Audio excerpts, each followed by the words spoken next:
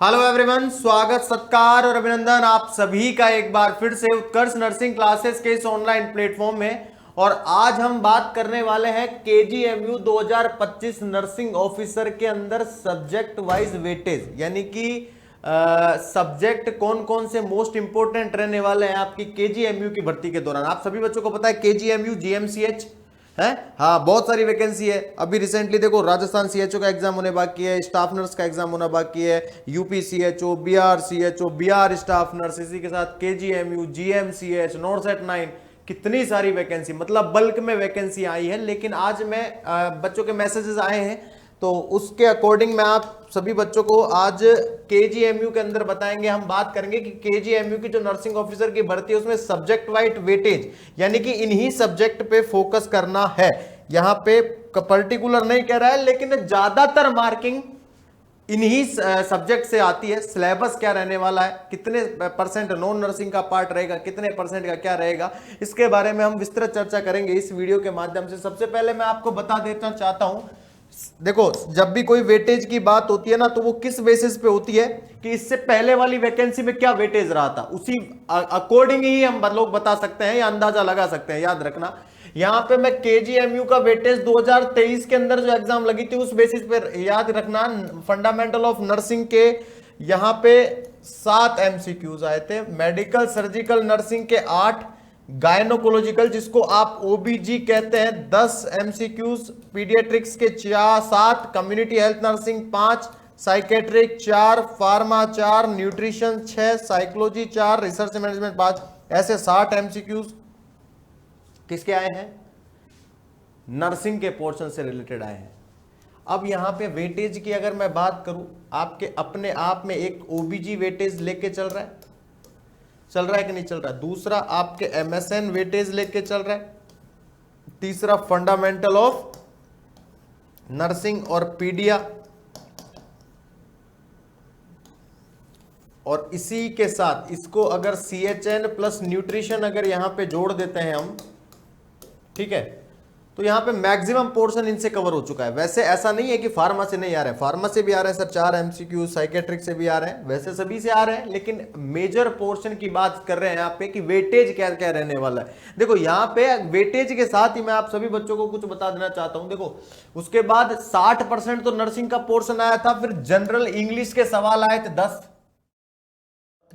General awareness के आए थे 10, एप्टीट्यूड टेस्ट के आए थे 10, और रीजनिंग के आए हैं 10। इस प्रकार टोटल 40 ये और 60 वो, तो टोटल कितने हो गए 100 एमसीक्यू। समझ गए सारे के सारे। नॉन नर्सिंग के 40 नंबर का और नर्सिंग का जो सब्जेक्ट वेटेज है वो आपके 60 नंबर का आने वाला है। केजीएमयू नर्सिंग ऑफिसर का एग्जाम पैटर्न क्या रहने वाला है भाई, एग्जाम पैटर्न क्या रहने वाला है मैं आप सभी बच्चों को बता देना चाहता हूं। याद रखिएगा, नर्सिंग के जो सब्जेक्ट हैं वो 60 मार्क के रहने वाले हैं। General English 10 mark, general knowledge 10 mark, reasoning 10 mark, mathematicals और एप्टीट्यूड ये 10 मार्क, टोटल रहेगा आपके 100 नंबर। कितने नंबर का पेपर रहने वाला है, 100 नंबर का आपके पेपर रहेगा, याद रखिएगा। इस प्रकार से वेटेज रहने वाला है इसका। और अगर मैं नेक्स्ट अगर मैं बात करूं यहाँ पे सिलेबस की, कि सर सिलेबस के अंदर वो टॉपिक बताओ है जब मोस्ट इंपोर्टेंट हो। भाई जब भी कोई एग्जाम आती है ना तो हमारे मन में ये आता है सर इंपोर्टेंट चीज बता दो। देखो इंपोर्टेंट कुछ भी नहीं होता है, ठीक है। हाँ, एग्जामिनर बुक के कोई से भी कोने से सवाल दे सकता है, ठीक है, हाँ, क्योंकि उसको अधिकार है, उसने पहले ही कह रखा है कि भाई वैकेंसी ली है जब भी, ठीक है, सिलेबस के अंदर दिया हुआ है, तो सिलेबस के अंदर भी मोस्ट ऑफ देम हर एक पॉइंट ऑफ व्यू इसने दिए हुए होते हैं। लेकिन अगर मैं बात बताऊं यहाँ पे सबसे पहले नर्सिंग की बात कर लेते हैं, तो biochemistry, mental health, psychology, environmental hygiene, medical surgical nursing, hospital, pharma, clinic pharma, fundamental of nursing, community health, drug store, computer भी आएगा, हेल्थ एजुकेशन और बेसिक इंफॉर्मेशन भी आने वाली है।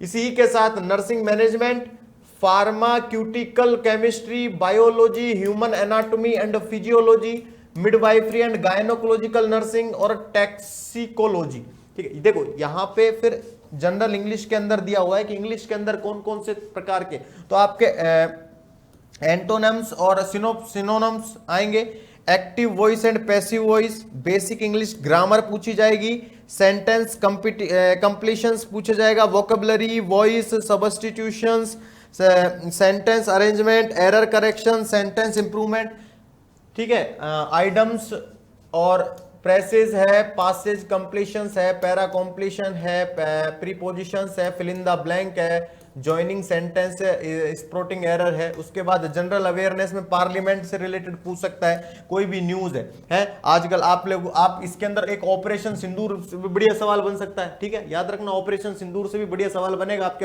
आने वाली एग्जाम के अंदर पूछा जाएगा, ठीक है। हाँ, इंडिया की जो नदियां हैं, झीलें हैं, समुद्र है, इंडिया स्पोर्ट्स है, स्पोर्ट्स की लेटेस्ट अपडेट है, विराट कोहली ने संन्यास कब लिया था, ने कैसे लिया था, ठीक है। हाँ, कुछ भी पूछ सकता है स्पोर्ट्स से रिलेटेड, ठीक है। जनरल साइंस से related Indian history, national and international countries and Capitals है, फेमस ऑथोरिटीज और बुक्स है। इसके साथ सिविक्स है, इंडियन टूरिज्म है, घूमने वाली जगह, आर्टिस्ट है, कल्चर, करंट अफेयर्स भी पूछेगा, पॉलिटिकल्स पूछेगा, फेमस डेज और डेट पूछ लेगा, कोई सा भी फेमस डेट पूछ लेगा, पूछ लेगा वर्ल्ड एड्स डे कब सेलिब्रेट किया था। ये तो खैर सीएचएन के अंदर आ गया, लेकिन मैं बात बता रहा हूँ, कोई भी फेमस डे पूछ लेगा आपसे, ठीक है। और इन्वेंशन एंड डिस्कवरीज है आपके, इंडियन एनवायरमेंटल इश्यूज है, लेटेस्ट जनरल नॉलेज है, इंडियन फेमस प्लेसेस है, बोल देगा कि भाई हवा महल कहाँ स्थित है, कुछ भी पूछ सकता है, ठीक है, जनरल। उसके बाद एप्टीट्यूड टेस्ट के अंदर पूछा जाएगा। नेक्स्ट अगर मैं बात बताऊं, एप्टीट्यूड के अंदर ये सभी प्रकार के आपसे पूछेंगे, रेस गेम्स है, times, distance, probability, number system वगैरह। उसके बाद आता है रीजनिंग। रीजनिंग के अंदर आपको सभी को पता है एनालिटिकल रीजनिंग है, वर्बल रीजनिंग है, लॉजिकल रीजनिंग है, नॉन वर्बल रीजनिंग है, ये सभी प्रकार से पूछे जाती है भाई, क्लियर है। यहाँ पे इससे पहले मैं आप सभी बच्चों को एक बात बता देना चाहता हूं, जो आपके केजीएमयू है, देखो अभी रिसेंटली अगर मैं यहाँ पे आपको विद एक्सप्लेन करके बताऊं तो अभी किस किस चीज का एग्जाम होना बाकी है। राजस्थान सीएचओ का एग्जाम होना बाकी है, राजस्थान स्टाफ नर्स का एग्जाम होना बाकी है,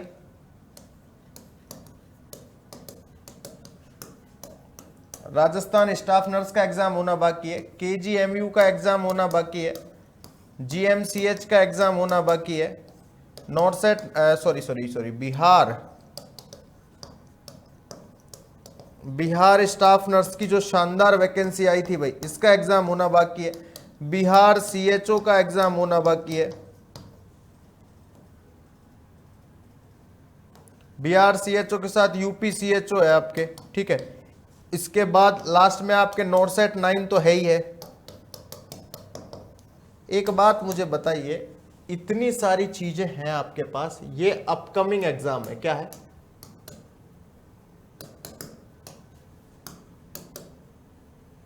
अपकमिंग एग्जाम है आपके पास, क्या है बेटा? अपकमिंग एग्जाम, ठीक है। मैं तो कहता हूं सर इनमें से किसी भी एक एग्जाम के अंदर जोर लगा लीजिए, हैं, हाँ, आर्या पार की लड़ाई लड़ लीजिए।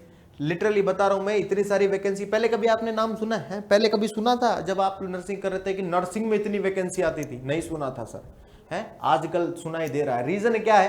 क्योंकि गवर्नमेंट अभी जैसे देखो कोविड आ रहा है, कोविड आ रहा है, तो जो सेंट्रल जो गवर्नमेंट है वो क्या करती है, स्टेट गवर्नमेंट को चेतावनी देती है कि भाई क्या करो, सीधी सी बात है, क्या कर दीजिए, आपके अस्पताल में प्रबंधन होना चाहिए, ठीक है। हाँ, अगर स्थिति बिगड़ भी सकती है, क्योंकि कोविड के दौरान स्थिति बिगड़ गई थी हमारे समय भाई, अरे हमने लेटेस्ट ही देखा है ना, कोविड के दौरान स्थिति बिगड़ी थी, ठीक है।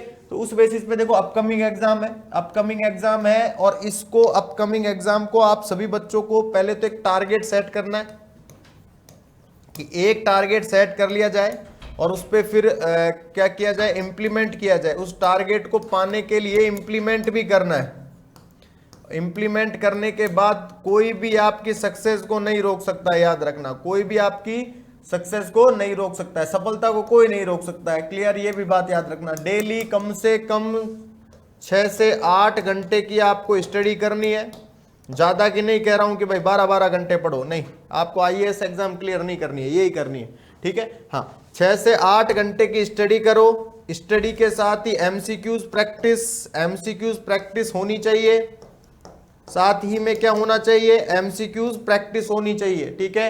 हाँ, फिर देख लेता हूं, मैं दावे के साथ कह सकता हूं कि अगर जो बच्चा 6 से 8 घंटे ईमानदारी से मेहनत करता है और एमसीक्यूज प्रैक्टिस भी करता है साथ साथ में, तो उसका कौन सा नहीं निकलता। लेकिन याद रखना, मैं पहले कह रहा हूं, नॉन नर्सिंग को आप छोड़ नहीं सकते हैं, ठीक है। जो नॉन नर्सिंग वाला पार्ट है ना, देखो पहले क्या होता था, नर्सिंग के अंदर नॉन नर्सिंग नहीं पूछी जाती थी, लेकिन आजकल math, reasoning, GK, science, math ने सब जुड़ गए भाई, है। हाँ, तो इसको हम नहीं छोड़ सकते हैं, ये बात याद रखिएगा।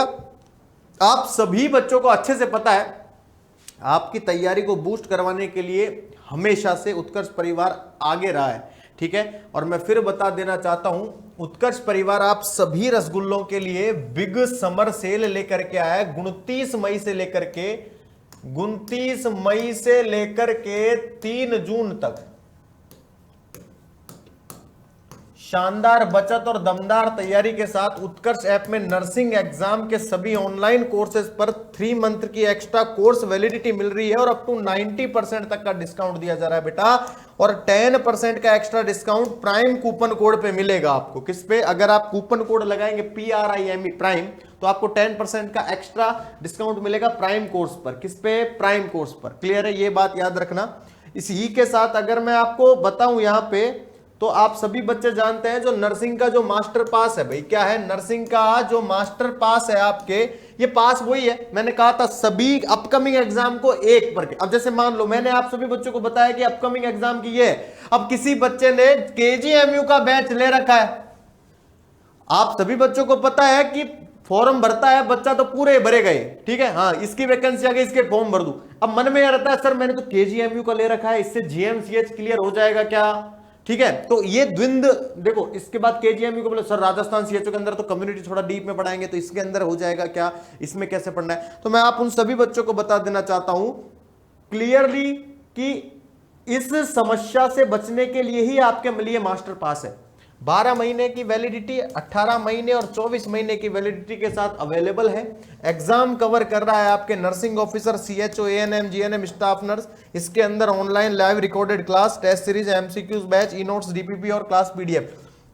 असेस मिलेगा ऑल फ्यूचर। जैसे मान लो 12 महीने के अंदर, 12 महीने की वैलिडिटी का आपने मास्टर पास ले लिया।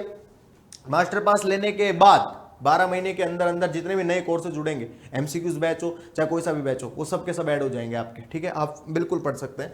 क्लियर है? ये याद रखना। इसी के साथ अब मैं आपको बता दूं, सबसे पहले KGMU की बात कर लेता हूं, ठीक है, क्योंकि KGMU के बारे में अभी मैंने बताया। तो KGMU नर्सिंग ऑफिसर का जो टारगेट बैच है, जो कि लाइव फ्रॉम स्टूडियो रहने वाला है, ये प्राइम एंड स्टैंडर्ड दोनों के अंदर अवेलेबल रहेगा। याद रखना, GMCH को कैसे छोड़ सकते हैं? अगर KGMU की बात करिए तो इसका भी टारगेट जो बैच है, ये भी प्राइम और स्टैंडर्ड दोनों में ही अवेलेबल रहेगा। ये बात आप सभी रसगुल्ले याद रखिएगा। साथ ही अगर मैं इसके अलावा मैं आपको बताऊं तो नॉरसेट 9 है, जो भाई नॉरसेट तो हमारा क्या है, ड्रीम है। तो नॉरसेट 9 का जो टारगेट बैच है लाइव फ्रॉम स्टूडियो, ये भी प्राइम और स्टैंडर्ड दोनों में अवेलेबल रहेगा। बेसिकली दोनों में डिफरेंस यही है कि एक में टेक्स्ट बुक आपके घर पे प्रोवाइड करवाई जाएगी और एक में नहीं करवाई जाएगी। साथ ही नॉरसेट 9 100 डे टारगेट बैच है, जो कि लाइव फ्रॉम स्टूडियो रहेगा। ये प्राइम और स्टैंडर्ड दोनों के अंदर अवेलेबल है, ये भी बात याद रखिएगा। साथ ही अगर मैं बताऊं बिहार स्टाफ नर्स, भाई बिहार स्टाफ नर्स के अंदर याद रखना, हमने जो बैच लॉन्च किया था, इतना शानदार रेस्पॉन्स आया है कि 2.0 बैच लॉन्च करना पड़ गया हमको, ठीक है। हाँ, आप लोगों ने जबरदस्त रेस्पॉन्स दिया उसको। तो प्राइम और स्टैंडर्ड दोनों के अंदर अवेलेबल है। उसके बाद नॉरसेट बैच है, जो कि लाइव फ्रॉम जोधपुर क्लासरूम रहने वाला है, ये प्राइम एंड स्टैंडर्ड, ये भी अवेलेबल प्राइम स्टैंडर्ड में है। साथ ही KGMU का मैं बता ही चुका हूं। हाँ, अब बोले सर ये सारी चीजें हो गई, बोले सर हमको बीच में भी कुछ चाहिए। देखो, कई सारे बच्चों के मन में होता है, बोले सर हमने कोर्स ले रखा है, हमने नोट्स पढ़ लिए, सब कुछ हो गया, लेकिन हमको उत्कर्ष की बुक चाहिए सर, है। हाँ, उस बुक में भी कुछ ना कुछ तो ऐड ऑन होगा है कोचिंग की तरफ से। तो देखो, मैं आप सभी बच्चों को बता देना चाहता हूं, बुकशाला की जितने भी उत्कर्ष की जो बुकशालाएं हैं, बुकशाला का मतलब होता है किताब, उस पे भी अप टू 90% तक का डिस्काउंट दिया जा रहा है। अब देखो, जैसे आप एम्स नॉरसेट जो नॉरसेट प्री का अगर बुक लेते हैं, तो ये देखो, ये 10 प्रैक्टिस मॉडल पेपर की बुक है प्रीलिम्स एग्जाम के लिए, वो 50 रुपए की आ रही है आपके, देख लो आपके सामने। एक लिखा हुआ है सेट ऑफ 10 बुक, RRB की जो 10 बुक का सेट आएगा वो 700 रुपए का आएगा। 12 बुक का सेट चाहिए आपको CHO के लिए तो 630 का। 8 सेट ऑफ 8 बुक का सेट है आपके, ये 365 का आ रहा है। सोच के देखिए, 8 बुक 365 रुपए में आती है क्या रे भाई, है। हाँ, आप भी बुक लेने जाते हैं, कभी आती है ये सब का सब। मैं फिर कह रहा हूं, ये ओनली ऑन 29 मई से लेकर के 3 जून तक ही है बस, ठीक है। हाँ, उसके बाद नहीं कहना कि सर हमको इतने में ही चाहिए। इसी के साथ कंप्यूटर की जो सेट है वो भी याद रखिएगा, आपको मिलने वाला है। ये सभी बुकशाला पर भी 29 मई से 30 जून तक जो समर सेल है। इसके अलावा अगर मैं आपको बात बताऊं, रामबाण 3.0, भाई ये जो बैच है ना, इसमें हम किसी एग्जाम को टारगेट नहीं करते हैं, याद रखना, ठीक है। हाँ, नॉर्सेट फाउंडेशन बैच है, ये 1 साल की वैलिडिटी तक अवेलेबल रहेगा। ये फाउंडेशन बैच है, इसमें किसी एग्जाम को टारगेट नहीं किया जाता है। इसके अंतर्गत डिटेल में एक एक चीज फाउंडेशन लेवल पे पढ़ाई जाती है। प्राइम और स्टैंडर्ड दोनों में अवेलेबल है। रामबाण 3.0 नॉर्सेट फाउंडेशन बैच लाइव फ्रॉम, ये देखो, ये तो 1 साल की वैलिडिटी के लिए है और ये 2 साल की वैलिडिटी के लिए है भाई। ये भी प्राइम और स्टैंडर्ड दोनों में अवेलेबल होगा। इसके साथ मैं बताऊं आपको बिहार सीएचओ, बिहार के बच्चों को कैसे छोड़ सकते हैं, इसके साथ UP triple SC ANM batch और UP NHM CHO, UP NHM CHO batch, इन सभी पर अप टू 90% तक का डिस्काउंट, एक्स्ट्रा 3 मंथ की वैलिडिटी, साथ ही प्राइम कोर्सेज पर 10% का एक्स्ट्रा डिस्काउंट मिलेगा अगर आप प्राइम कूपन कोड यूज करते हैं तो। नेक्स्ट, उत्कर्ष ऐप के नर्सिंग के सभी टेस्ट सीरीज। अब बात आती है सर टेस्ट सीरीज की, अब बात आती है टेस्ट सीरीज की। अब ये टेस्ट सीरीज क्या होती है सर, तो आप सभी बच्चे जानते हैं उत्कर्ष ऐप में नर्सिंग के सभी टेस्ट सीरीज पर भी अप टू 90% तक का डिस्काउंट दिया जाएगा। ठीक है, जितनी सारी टेस्ट सीरीज है उन पे भी अप टू 90% तक का डिस्काउंट मिलेगा आप सभी रसगुल्लों को। क्लियर है, तो ये भी बात याद रखना मेरी। ठीक है, टेस्ट सीरीज क्यों जरूरी है, सेल्फ इवेल्युएशन के लिए। ये क्यों जरूरी है भाई,